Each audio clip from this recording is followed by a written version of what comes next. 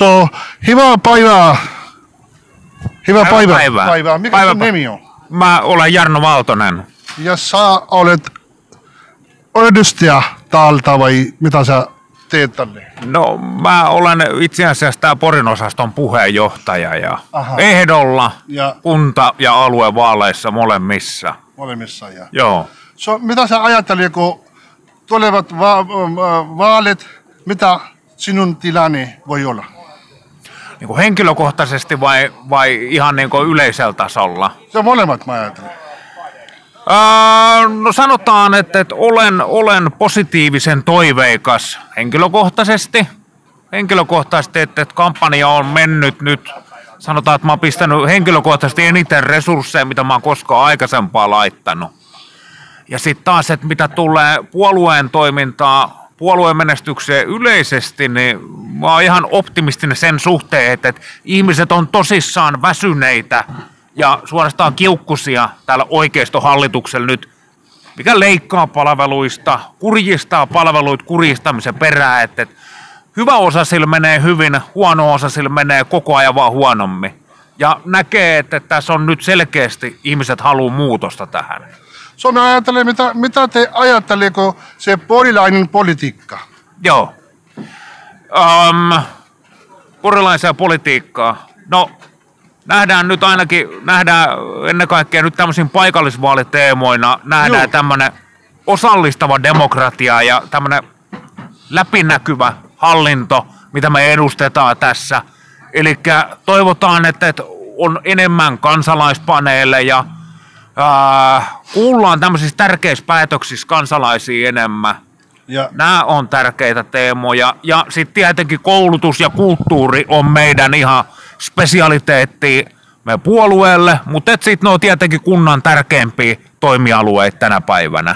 No, mitä minä ajattelin, että suomalainen ihmisiä, mikä te ajattelee, että Suomeen auttaa paljon, se paljon rahaa menee, se on Ukrainan sota? Mitä mä ajattelen, se ei varsinaisesti ole kunta- tai aluevaaliteema, mutta kyllä mä näen, että Ukrainan tukeminen on myös tärkeää. No se oli paljon rahaa menee Ukrainan sotaan. Joo, kyllä. Mutta se on nyt itse asiassa, mä näen, että se on tämmöinen läntinen liittouma. Siinä on vastakkain nyt tämmöinen, kaksi maailmaa on vastakkain. Ja mä näen, että Ukraina edustaa niitä länsimaisia eurooppalaisia arvoja. Siksi on mun mielestä tärkeää, että me tuetaan Ukrainaa. Mutta valtiovarainministeri Riikka Purra sanoi, että hänellä ei ole riittää rahaa, se on sosiaalitoimisto varten ja se on terveys varten, hänellä ei ole paljon rahaa.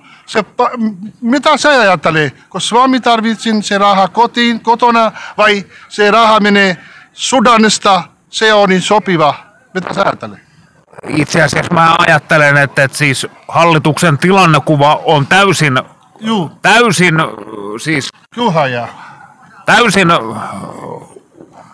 niin kuin ulapalla, täysin hakusessa. Eli siis nyt me nähdään tosiaan tämä tilanne, mä en pistä vastakkain Ukrainaa ja Suomen heikko-osaisia, vaan että tämä on isompi on se, että menee nyt hyvä osa, sillä menee hyvin. Me nähdään, että siis miljardia kaadettiin yksityisiin terveydenhoitopalveluihin, mikä hyödyttää ainoastaan yksityisillä terveydenhoitopalveluilla, kenellä on varaa käydä niillä. Tavallinen ihminen ei hyötynyt siitä millään tavalla. Eli siis näen sen, että meidän pitäisi nyt vankistaa ennen kaikkea perusterveydenhuoltoa ja katsotaan nyt esimerkiksi nyt verotuspohja on oikeudenmukainen tällä hetkellä. Millä tavalla tämä rahoitus kerätään koko valtion So, mitä sä luulet, että ihmisiä tekevät se väsemällä liitokansa tuleva päivä 13. päivää huhtikuussa? Mä toivon, että tämä